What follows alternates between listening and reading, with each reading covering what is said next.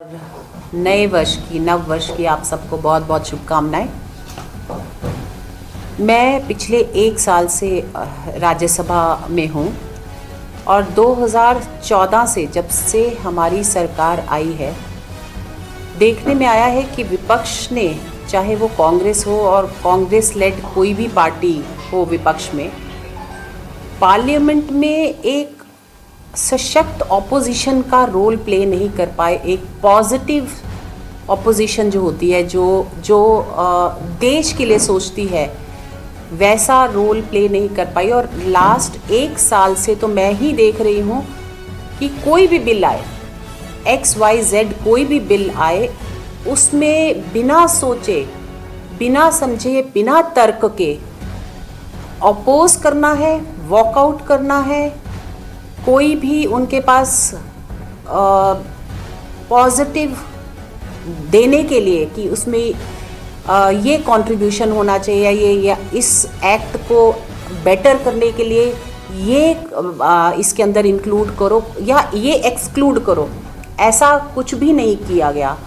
और यही दोबारा से ये जब एक नया बिल लेके आए VB जी राम जी, वो भी उस समय भी ना तो लोकसभा में तो बहुत ही ज़्यादा दंगे किए, राज्यसभा में भी बहुत ऑपोजिशन ने, कहने को तो कांग्रेस लेड ऑपोजिशन है लेकिन तृणमूल लेड मैं कहूँगी ऑपोजिशन हुआ इसमें VB जी राम जी में। अलग अलग पार्टियों की अलग अलग प्रॉब्लम्स हैं और उन सब को पता है कि उन्होंने अपने अपने राज्यों में कितनी धांधली करी है और इस नए कानून को बनने से वहाँ पर क्या प्रॉब्लम होने वाली है। तो मैं प्रेस में पहले आपको इसका हिस्ट्री समझाते हुए, इस एक्ट में क्या क्या पॉजिटिव चीज़ें हैं जो सरकार लेके आ रही है और क्या डिफरेंस है नरेगा में या और VB जी राम जी में, इस पे बात करते हैं। एम्प्लॉयमेंट की जो जितनी भी स्कीम्स आई देश के आज़ाद होने से पहले, 1880 में भी अंग्रेज़ों ने उस समय, क्योंकि देश में इतनी भुखमरी करी थी अंग्रेज़ों ने कि भुखमरी को हटाने के लिए एक एम्प्लॉयमेंट की स्कीम लेके आए थे। उसको टेस्ट वर्क 1 कहा गया था और उसमें प्री कंडीशन थी कि सिर्फ वो व्यक्ति जो जिसको खाने के लिए भी नहीं मिल रहा, वैसे व्यक्तियों को काम दिया जाए। और फिर देश आज़ाद हुआ, उसके बाद आर्टिकल 41 लेके आए और उसमें मॉरल राइट टू वर्क दिया गया कि राइट टू वर्क, हम जैसे राइट टू स्पीक है, राइट टू बहुत सारे राइट्स हमारे कॉन्स्टिट्यूशन ने दिया, वैसे ही मॉरल राइट टू एक्ट हुआ। और 60s में रूरल मैन पावर प्रोग्राम लेके आए। ऐसा नहीं है कि जो ऑपोजिशन कह रही है कि ये सोनिया जी की सोच के कारण बना था, ऐसा नहीं था। अलग अलग राज्यों में अलग अलग नाम से ये एम्प्लॉयमेंट स्कीम्स चल रही थी और देश में भी जैसे मैंने बताया कि 60s में रूरल मैन पावर प्रोग्राम आया, 71 में crash scheme for rural employment लेकर आए और उस 70 से ही महाराष्ट्र में एक स्कीम चल रही थी जो आज तक की सबसे बेस्ट स्कीम थी एम्प्लॉयमेंट के लिए। फिर 2005 में national rural employment guarantee act 2005 का जो आया, वो 2005 में नरेगा के नाम से, और उसके बाद इन्होंने उसमें महात्मा गांधी और जोड़ दिया और मनरेगा कर दिया। अब इसमें क्या क्या कमियां थी, क्या क्या इस नए एक्ट में हमने जोड़ा, इसके ऊपर मैं ज़रूर बात करूंगी। रूरल एम्प्लॉयमेंट एक बहुत ज़रूरी स्कीम है जो कि और होनी भी चाहिए, लेकिन आपको सबको मालूम है 2014 से देश में करोड़ों लोग जो है गरीबी रेखा से ऊपर आए। तो केवल गरीबी ही नहीं होना चाहिए रूरल एम्प्लॉयमेंट में। रूरल एम्प्लॉयमेंट में साथ साथ विकसित भारत की जो माननीय मोदी जी लेकर आए हैं सोच, उसमें रूरल इंडिया जो है वो कैसे कंट्रीब्यूशन कर सके, या जो गरीब व्यक्ति भी है उसको ये नहीं फील हो कि मेरे ऊपर दया करके हमें एम्प्लॉयमेंट दी जा रही है और गड्ढा खोदो और भरो वाले काम नहीं दिए जा रहे, हम कंट्रीब्यूट कर रहे हैं विकसित भारत के लिए। तो उसके ऊपर ये स्कीम बनाई गई। जो यूपीए में स्कीम थी वो रिलीफ ड्रिवन मॉडल था कि उनको सिर्फ रिलीफ दिया जाए। आज का जो मॉडल है जी राम जी का, और ट्रांसफॉर्म कैसे किया जाए ये मैंने पहले भी आपको बोला। इसमें 2-3 चीज़ें हैं, इसके अलग अलग एम हैं और मैं उसके ऊपर ज़रूर जाऊंगी। लाइवलीहुड स्कीम को इन्हांस कैसे किया जाए, वो जो स्कीम जो सिर्फ केवल गरीबी के ऊपर गरीबी को हटाने के लिए स्कीम थी, उसको इन्हांस कैसे किया जाए, बढ़ाया कैसे जाए। रूरल एसेट्स को कैसे बनाया जाए, यानी गांव में केवल खुदाई करने का काम नहीं होता, सड़कें वहाँ पे बनाई जाए, वहाँ गोडाउन्स बनाए जाए, जो खेती से जो प्रोडक्ट आते हैं उनको रखने के लिए गोडाउन्स बनाए जाएं। आज का भारत डिफरेंट है, गांव की ज़रूरतें भी डिफरेंट हो गई हैं। सिर्फ ये नहीं है कि खेती बाड़ी करते हैं, आज वहाँ की ही प्रोडक्शन के नज़दीक कोई इंडस्ट्री है तो उसको बनाया जाए, मतलब वो इंडस्ट्री जो वहाँ की प्रोडक्ट को यूज़ करके बन सके। तो वो पूरा ट्रांसफॉर्मेशन जिस प्रकार से गांव का होना चाहिए वैसी ही काम लोगों को लेके मिलने चाहिए। इसमें राइट बेस्ड रिस्पांस होना चाहिए, यानी लोगों के राइट किस तरह का राइट्स हैं उसके ऊपर रिस्पांस मिलना चाहिए उनको। मनरेगा में बहुत सारी प्रॉब्लम्स थी जिसको हम अब दूर करने जा रहे हैं। एक तो बहुत सारे राज्यों में, अभी मैं आपको डाटा दूंगी कि किस प्रकार से धांधलेबाजी चलती थी, फेक और डुप्लीकेट जॉब कार्ड बनते थे, किसी भी के नाम के भी बना के डुप्लीकेट दो कार्ड बनाए हुए हैं, किसके अकाउंट में जा रहे हैं कोई अकाउंटेबिलिटी नहीं थी। फिर दूसरा, गोस्ट बेनिफिशरी थे, है ही नहीं लेकिन नाम से कार्ड बन गए, वो व्यक्ति ही नहीं मौजूद, उसके जॉब कार्ड बन गए। इन्फ्लेटेड बिल्स दिए जाते थे। अभी मैं जब डाटा दूंगी आपको तो आपको पता चलेगा कि उतना काम ही नहीं हुआ और बिल जब पहुंचा तो वो इन्फ्लेट करके, यानी बढ़ा चढ़ाकर बिल बनाया गया। प्रोग्राम मतलब काम कम किया और पूरे काम को दिखा दिया कि काम पूरा हो गया और बिल पास हो गए। लोगों को कहा गया कि हफ्ते में मिलेगा, 15 दिन से ज़्यादा बिल नहीं पास होते थे। मॉनिटरिंग की कोई व्यवस्था ही नहीं थी कि काम हुआ या नहीं हुआ, कौन कर रहा है, किसके नाम से काम दिया गया और कर कौन रहा है, कर भी रहा है या नहीं कर रहा, कोई मॉनिटरिंग की व्यवस्था ही नहीं थी।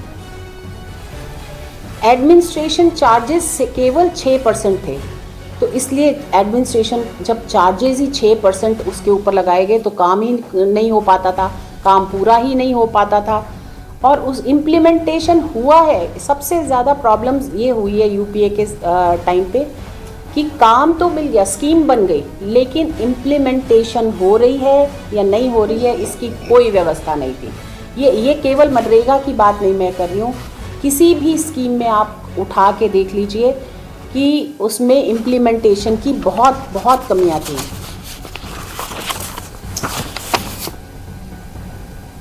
ग्राम सभाएं और ग्राम पंचायत की प्रायोरिटीज़ क्या है, ये प्रायोरिटीज़ ही नहीं बनाई गई थी। स्टेट्स की कोई अकाउंटेबिलिटी नहीं थी 100%, क्योंकि सेंटर पैसा दे रहा था, स्टेट्स अपने स्टेट्स के नेता अपने घर में रख रहे हैं पैसा, या वो जो बीच वाले लोग थे वो खा रहे हैं पैसा। तो स्टेट चेक ही नहीं करता था, जब तक कंट्रीब्यूशन नहीं होगा किसी स्टेट का, अकाउंटेबिलिटी उनकी नहीं होती। स्टेट सेंटर से पैसा आ रहा है, कौन खा रहा है स्टेट को कोई मतलब नहीं है, कोई चेक नहीं है। तो अब जो है वो स्टेट्स की अकाउंटेबिलिटी भी होगी। रूरल मार्केट जो थी वो पूरी तरह से, जो लेबर मार्केट थी वो पूरी तरह से डिस्टॉर्ट हो गई थी, ख़राब हो गई थी, क्योंकि चेक नहीं था। काम जो था केवल, जैसे मैंने आपको बोला पहले भी, लेबर मार्केट में सिंबॉलिक काम दिए गए कि इनको देना ही है, चलो जी नहर खोद दो, लेकिन नहर में पानी जाना है या नहीं जाना है, गया है या नहीं गया है, कौन सी नदी से जुड़ना है या नहीं जुड़ना है, ये भी नहीं पता होता था। ये कई एग्जाम्पल्स हैं, और कई लोगों ने अभी ये पुरानी चीज़ें, फाइलें निकलवाई हैं, और पता चला है कि नहरें खुद ही ना, तो वो नहरों में कभी पानी आया ना, नहीं पहुंचा ही नहीं। अब ये सारी व्यवस्थाएं इसको जो पुअर इम्प्लीमेंटेशन था, पुअर स्कीम्स थी, ये सबको दूर करने के लिए ये नई स्कीम लाई गई। और इसमें केवल पुअर ही नहीं, ट्राइबल लोग, बैकवर्ड क्लास के लोगों को एम्प्लॉयमेंट मिले, इसकी व्यवस्था की गई है। पहले केवल 100 दिन की प्रॉमिस किया गया था कि 100 दिन काम मिलेगा, लेकिन मनरेगा में अब 125 दिन काम होगा। और जैसे फॉरेस्ट एरिया में रहने वाले एसटी कम्युनिटी के वर्कर्स हैं, उनके लिए 25 दिन एडिशनल दिए गए हैं, यानी 125 दिन तो है ही। जो एससी कम्युनिटी के फॉरेस्ट एरियाज़ में लोग रहते हैं, उनके लिए 25 दिन एक्स्ट्रा भी दिए जाएंगे, यानी 150 दिन का होगा। इसमें 4 प्रायोरिटीज़ दी गई हैं। वाटर रिलेटेड काम, जो पानी की के रिलेटेड हो, कंस्ट्रक्शन, कोर रूरल इंफ्रास्ट्रक्चर का जो कंस्ट्रक्शन है वो होगा, और लाइवलीहुड रिलेटेड जितने काम होंगे वो, स्पेशल वेदर रिलेटेड। आजकल आपको पता है कि मौसम भी बहुत डिफरेंट चेंज हो रहा है। कभी बरसातों में आपको पता चलेगा कि ज़्यादा बारिश हो गई है, वैसे उस समय जैसे बाढ़ आ गई है या सूखा पड़ गया है, मौसम से रिलेटेड जो काम है वो भी इसमें दिए जाएंगे। 60 दिन जब बिजाई होगी या कटाई होगी, फार्मर्स जब, और पहले की स्कीम में ये भी था कि रूरल डिस्ट्रेस बहुत होता था, जब बिजाई होनी है या कटाई होनी है, तो जो किसान थे उनको लेबर नहीं मिलती थी, क्योंकि नरेगा में लोग काम कर रहे होते थे, तो उनको एक्स्ट्रा पैसे खर्च करके, जबकि हमने फार्मर्स के लिए ही ये काम शुरू किया, किसानों के लिए ही ये काम शुरू किया है, रूरल एम्प्लॉयमेंट के लिए शुरू किया है, और उनको ही लेबर मार्केट से प्रॉब्लम थी, लेबर नहीं मिल रही थी। तो जब 60 दिन के टाइम्स दोनों टाइम पे नरेगा को नहीं स्टॉप कर दिया जाएगा, बंद कर दिया जाएगा, उस टाइम किसानों की प्रायोरिटी जो है उसको ध्यान में रखते हुए वहाँ पे लेबर दिए जाए, क्योंकि उस समय किसानों को अधिक पैसे देकर लेबर मार्केट में ढूंढना पड़ता था। इसमें 60-40 का रेशियो होगा। पहले पूरा सेंटर देता था, अब 60% सेंटर देगा और 40% स्टेट्स देंगी। और नॉर्थ ईस्ट में और जो हिमालयन स्टेट है, जो पहाड़ी इलाके हैं, वहाँ पे 90 और 10 का रेशियो होगा। 90% सेंटर देगा और 10% स्टेट्स देंगे। ट्रांसपेरेंसी के लिए इसमें मनरेगा में मैंने जैसे कहा कि कुछ ट्रांसपेरेंसी के लिए कुछ नहीं था, अब सब कुछ डिजिटलाइजेशन होगा। जहाँ पर काम चल रहा है वहाँ की पिक्चर्स लोड किए जाएंगे, कितने लोग हैं वो, उनके आईडीज़ अपलोड होंगी, जीपीएस से मोबाइल मॉनिटरिंग होगी, और जितने भी फ्रॉड डिटेक्शन होंगे वो एआई के थ्रू फ्रॉड डिटेक्शन भी होंगे। तो इसलिए फ्रॉड का, बीच के लोगों का, स्टेट गवर्नमेंट्स की जो भी धांधलेबाजी थी वो इसमें ख़त्म हो जाएगी। बहुत बड़ी बातें ऑपोजिशन कर रहा है कि हमने गरीबों के लिए ये किया, मनरेगा लेकर आए, लेकिन पूरे समय इन्होंने, जब से नरेगा शुरू हुआ तब से लेकर आज तक, उन्होंने 8.53 लाख करोड़ रुपया खर्चा था यूपीए के टाइम पर। और हमारे पिछले 2014 से आज तक, मतलब हमने आज तक तो नहीं, मैं कहूँगी लास्ट मंथ तक, जब ये बिल लेकर हम 11.47 लाख करोड़ हम ऑलरेडी इस स्कीम पर खर्च चुके हैं, मनरेगा पे। अब ये नई स्कीम के दौरान दोबारा से खर्चा होगा, लेकिन उसका वो बजट अलग से है। ये आप सोच सकते हैं कि जो यूपीए बड़ी बड़ी बात करते हैं कि हमने काम किया, इनके टाइम पर इस काम पे केवल 8.53 लाख करोड़ ही खर्च हुआ था और हमने 11.74 लाख करोड़ खर्च चुके हैं हम पिछले 11 वर्षों में। ये बड़ी बातें कर रहे हैं, नाम क्यों बदला है, सबसे बड़ा शोर है कि नाम क्यों बदला गया। तो मैंने आपसे पहले भी बताया कि इसका नाम नरेगा था, लेकिन कहीं ना कहीं महात्मा गांधी जी का नाम को लेकर गांधी परिवार ने, पहली बात तो मैं कहूँगी नकली गांधी, क्योंकि ये इनमें से कोई गांधी नहीं है। कोई अगर आप इनकी राहुल गांधी के फादर की कास्ट पूछें या सोनिया के भी अपनी कास्ट पूछें तो इनमें से कोई गांधी नहीं थे। ये एक नकली गांधी परिवार ने एक मिसयूज नाम को किया गया था। और आज जब हम बात कर रहे हैं तो कितनी योजनाएं इनके परिवार के नाम पर चल रही हैं। इंदिरा आवास योजना, राजीव गांधी ग्राम विद्युतीकरण योजना, राजीव गांधी खेल रत्न, सारे के सारे गांधी परिवार के नाम पर हैं। ग्राम आवास योजना हो, क्या विद्युतीकरण हो, खेल रत्न अवार्ड हो, सारे के सारे परिवार। इवन आप अगर देखें इंस्टीट्यूट्स के नाम भी देखें, कोई राजीव गांधी के नाम पे है, कोई जवाहरलाल के नाम पे है, कोई इंदिरा गांधी पे। आपने जब से मोदी जी आए हैं पीएम आवास योजना पीएम के नाम पर है। अब पीएम आज ये है नरेंद्र मोदी है, कल कोई भी होगा, तो पीएम के नाम पर सारी योजनाएं हैं, ना कि किसी परिवार के नाम पर है। चाहे कोई भी परिवार किसी भी जगह हो, कि हमारे चाहे चीफ मिनिस्टर हो उनके परिवार के नाम पर नहीं है, या प्राइम मिनिस्टर हो उनके परिवार पे नाम पे नहीं है। हम लोग काम पे विश्वास करते हैं। अब हमारे बहुत बड़े बड़े नेता हुए, नेताजी सुभाष चंद्र बोस या वल्लभ भाई पटेल जी या लाल बहादुर शास्त्री, आप उनके नाम पे कोई स्कीम्स नहीं देखेंगे।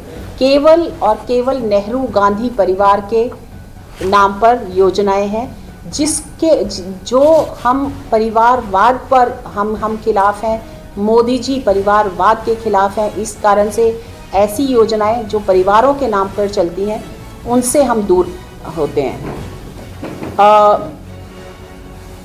आज आप लोगों ने देखा होगा कि सारे नाम जो हैं, राजभवन का नाम जो हमने पहले राजा से जुड़ा, मतलब राज करने वाले, आज हम लोक भवन बोलते हैं उसको।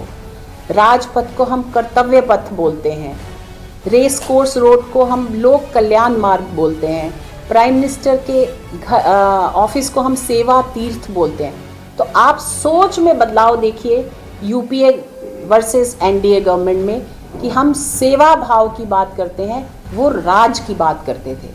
ये बहुत बड़ा डिफरेंस जो है, ये डिफरेंस हुआ है। आप लेट हो गए हो तो इसको लगाने से कुछ होगा नहीं। के टाइम 1660 करोड़ पर्सन लोगों को जॉब की गारंटी मिली थी। एनडीए में, मतलब इस जॉब गारंटीड था। इसमें एनडीए की सरकार में 3210 करोड़ पर्सन्स का, मतलब लोगों को काम मिला है। सेंट्रल फंड्स जो इस सारे उसमें खर्चा हुआ स्कीम्स में 2,13,220.39 करोड़ रिलीज़ किए गए रिफॉर्म्स में। और मनरेगा में यूपीए वर्सेस एनडीए की बता रही हूँ मैं आपको। एनडीए में 8,53,810 करोड़। तो आप सोच सकते हैं कि कितने फोल्ड, 2 करोड़ और यहाँ 8 करोड़, तो कितने फोल्ड्स हम ज़्यादा पैसा खर्च किया है। वैसे ही कितने काम कंप्लीट किए। यूपीए के इरा में 153 लाख काम हुए थे और हमारे टाइम पर 862 लाख काम पूरे हुए हैं। तो आप 11 साल और यूपीए की सरकार में आप डिफरेंस देख सकते हैं कि कितने टाइम ज़्यादा है। इसमें यूपीए के टाइम में जब मनरेगा चल रहा था, कोई जियो टैग नहीं था, कोई ट्रांसपेरेंसी नहीं था, आधार से लिंक नहीं था और आज 6.43 करोड़ जियो टैग लग चुके हैं और आधार से सारे लिंक्ड हैं सारे। विकसित भारत जी राम जी का टेक अवे क्या है, अब मैं पहले ही बता चुकी हूँ 125, तो शायद मैं ये दोबारा रिपीट नहीं करना चाहूँगी। इसके बाद आप क्वेश्चन कुछ ऐसा मेरे से रह गया हो जिसमें क्लैरिफिकेशन दिया गया है कि पहले 6% मिलता था जो एम्प्लॉइज़ होते थे या जेई वगैरह थे, अब वो 9% किया गया। हाँ, जो मैं कह रही हूँ कि मैंने पहले भी बोला एडमिनिस्ट्रेशन चार्जेस जो 6% था उसको अब वो 9% कर दिया गया है। मैम जैसे भी आपने बताया ना कि पहले जो मनरेगा थी उसमें 100% पैसा जो होता था केंद्र सरकार देती पैसा, नई योजना जो आई है उसमें 60-40 है या पहाड़ी राज्य 90। हाँ जी, हाँ जी, हाँ तो जी। ऐसा क्यों है कि मनरेगा आपने नाम चेंज कर दिया, ठीक है अच्छी बात है, नाम चेंज किया आपने 100 से 125 का दिन का रोजगार दे दिया।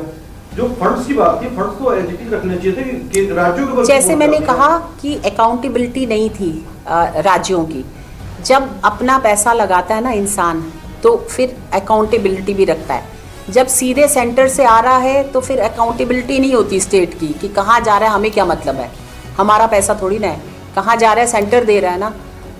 और ये बहुत सारे राज्यों का, स्पेशली आप देखेंगे वेस्ट बंगाल में जितना करप्शन वेस्ट बंगाल में हुआ है। ये एक क्वेश्चन आया था, मैं आपको बताऊंगी, एक रूरल एम्प्लॉयमेंट पे क्वेश्चन लगाया था the minister of state in the ministry of rural development में 2013 का एक क्वेश्चन लगाया था कि कौन से स्टेट में कितनी गड़बड़ी है। तो आप 2013 की बात कर रही हूँ मैं। 13 में हरियाणा में किसकी सरकार थी? कांग्रेस की सरकार थी। हरियाणा में जो कंप्लेंट्स आई थी मनरेगा के ऊपर 2574 कंप्लेंट्स आई थी। ज़ीरो पे काम हुआ, ज़ीरो पे काम हुआ। ये मेरे पास ये है सारी कंप्लेंट्स। वैसे ही वेस्ट बंगाल में 14,773 कंप्लेंट्स आई थी वेस्ट बंगाल में, ज़ीरो पर काम। 3 ऐसी स्टेट थी, कर्नाटका में ज़ीरो पर काम हुआ। तो इतनी बड़ी बड़ी कंप्लेंट्स, इतनी मतलब इतनी हज़ारों में कंप्लेंट्स आई थी और उन पे ज़ीरो पे काम हुआ।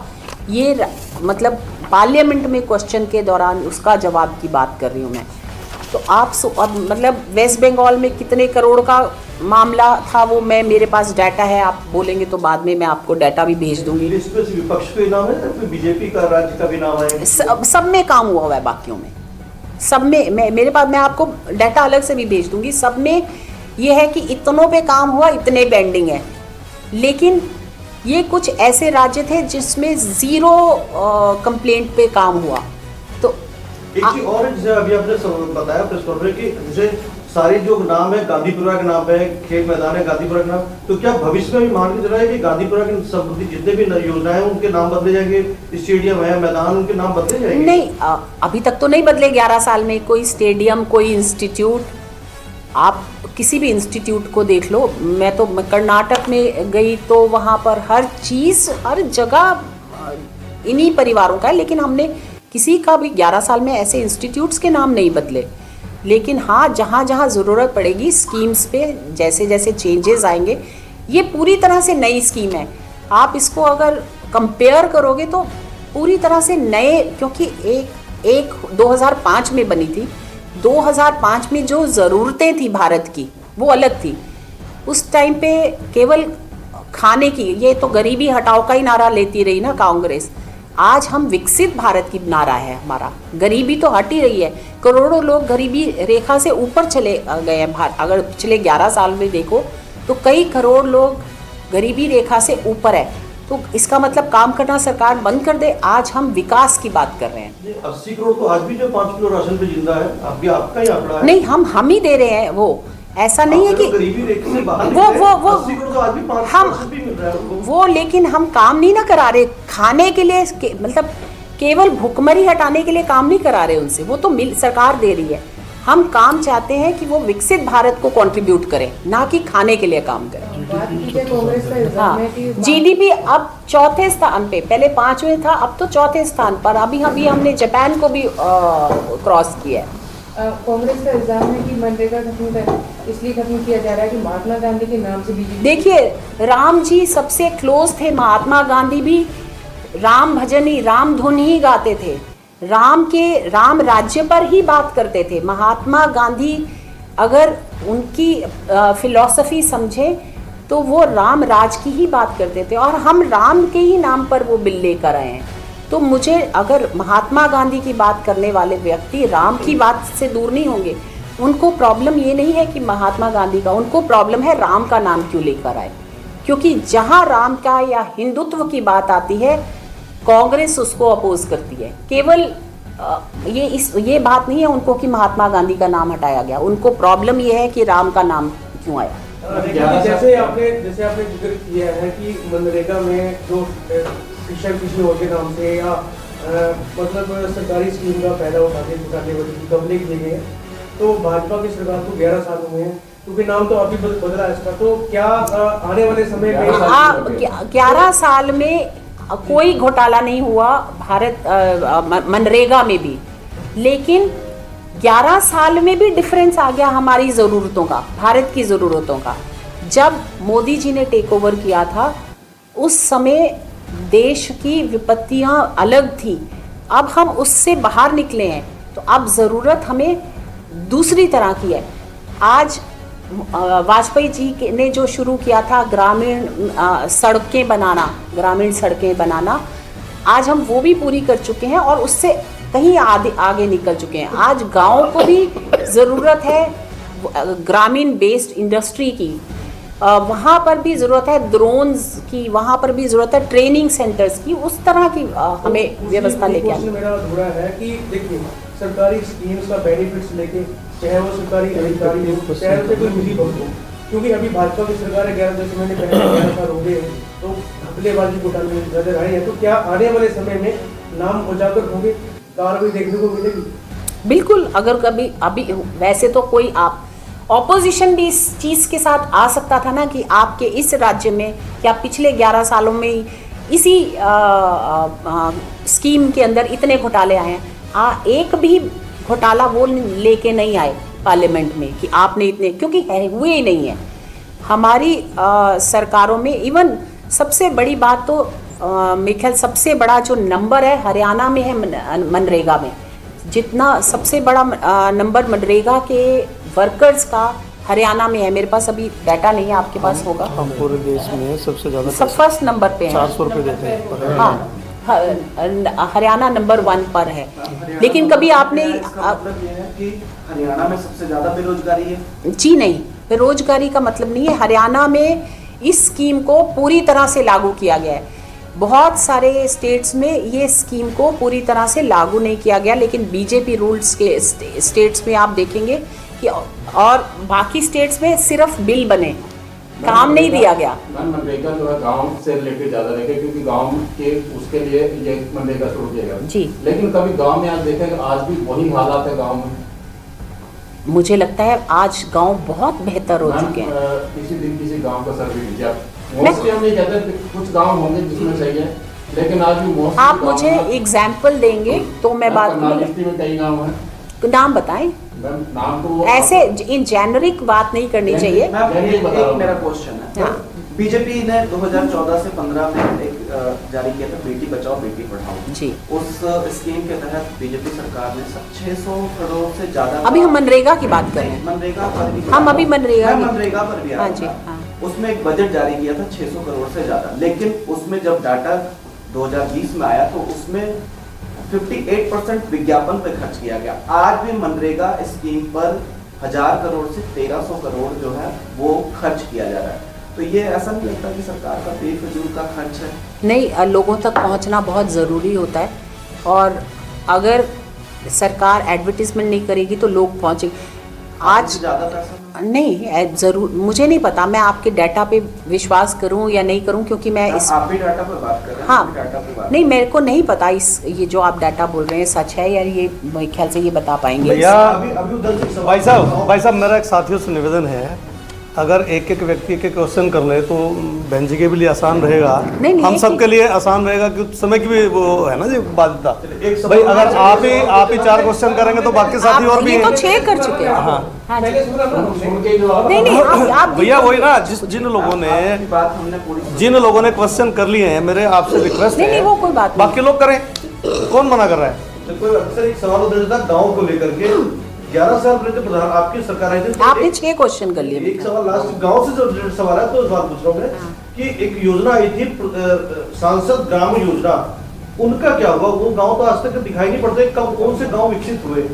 आपके पास डेटा हो, अगली बार जब आप हाँ, जरूर, जरूर, मैं हरियाणा में कितने गांव विकसित करते हैं? वो मैं डाटा आप नेक्स्ट जब भी मीट होगी, प्रेस मीट, उस डाटा के साथ मैं पेश होंगी। खदरी जाके देखो, कटारी जी ने बोली ले रखा। कटारी जी कितने कुछ गाँव की बात हम करेंगे, कुछ गाँव मानते हैं डेवलपमेंट है, डेवलपमेंट नहीं नहीं, कौन से सांसद ने कौन सी आप गाँव का नाम सुन रहे हैं, करनाल डिस्ट्रिक्ट में अहमद गाँव है, जिसमें सरपंच के द्वारा एक जोड़ होते हैं, जैसे तालाब बंद होते हैं, 700 ट्रैलियां उस कूड़े को उठाने के लिए उन्होंने लगाई। वाकई में आज भी आप देख लो, कूड़ा वहीं का वहीं है, 700 ट्रैली गई का, फिर कूड़ा गया कहाँ? इस पे मैं पता लगाऊंगी, और आप नहीं, सच में अगर ये गलत हुआ होगा तो उस पे कार्रवाई भी होगी, मैं प्रॉमिस करती हूँ। जी, भैया जी, बहन जी ने कितने सुंदर ढंग से आप लोगों से बातचीत करी है। मैं वैसे मुझे बोलना नहीं चाहिए, पर मैं 1-2 बात जरूर कर दूं मैं जी। हाँ प्लीज। ये जो बीवी जी जो जीराम जी है ना, ये इतना बेहतरीन सरकार की योजना है। अब देखिए, जो हमारी ग्राम पंचायत है, पहले तो क्या था, पिछली सरकारों के टाइम में खड्डा खोदा, खड्डा भरा, 100 व्यक्ति लगते थे, 15 लोगों के पैसे जाते थे, सारे के सारे वो ग्राम सभा पंचायत खा गए, सरपंच खा गए, मेंबर खा गए, लोग अधिकारी खा गए। अब वो इतना बड़ा चेकआउट कर दिया कि जो ग्राम सभा है वो पुलिया बना सकती है, रेजोल्यूशन डाल करके, किसी नाले का निर्माण करना वो कर सकती है, कोई वेयर हाउस बना सकती है, जो बहन जी ने बताया। ये बिल्कुल ही डिफरेंट काम है सारा का सारा, इतना बड़ा काम। भैया मैं वही बता रहा हूँ, पहले जोड़ खुदते ही नहीं थे, आप जोड़ की बात कह रहे हैं। अब वो जोड़ ऐसे नहीं खो, सरपंच इस मनरेगा में खुदवा देगा और 700 ट्राली लेके चला जाएगा, ऐसे नहीं होगा। नो, वो ग्राम सभा में प्रस्ताव पारित होगा कि हमने जोड़ को मनरेगा के तहत, इसके जीराम जी के तहत सफाई करानी है, तब वो करा सकते हैं, अदरवाइज वो उसको नहीं करा सकते। फिर सबसे बड़ी जो बात हुई, हमारी बहन जी ने भी आपके सामने रखी है, ये योजना जब किसानों की फसल कटेगी 60 दिन वाली, 65 दिन लगेंगे उसमें, तब ये जीराम जी वाला जो स्कीम है उस टाइम तक बंद रहेगी। उसके बाद वो पुनः स्टार्ट हो जाएगी, जिसको किसानों से भारत देश के, क्योंकि हमारे देश में अलग भिन्न राज्यों में अलग अलग समय होता है फसल का, तो इतनी बेहतरीन वो है। ग्रामीण में जाकर के देखो ना, गांव में, अब हमारी बहन जी ने बताया, बंतो जी ने, अब खदरी में अगर आप गए हो, जा करके देखो कितना बड़ा काम हुआ है। अब इतने ऐसे गांव हैं, आपने तो योगन की बात कर दी, और भाई मैं तो खैर गांव के जुड़ा हूँ, मैं यहाँ बैठे बैठे 50 गाँव के नाम, अम्बाला, नहीं, हम सभी देखिए, भारत एक ग्रामीण प्रधान देश है, और हम सबके एंसेस्टर्स किसी ना किसी गांव से आते हैं, हम कहीं ना कहीं सभी गांव से ही जुड़े हुए हैं, तो इसलिए कोई भी ऐसा तो नहीं है कि शहर में हम शहर के लोग हैं, हम ये ऐसा नहीं कह सकते, क्योंकि हमारे सभी लोग गांव से आए हैं। धन्यवाद। वैसे आपकी जानकारी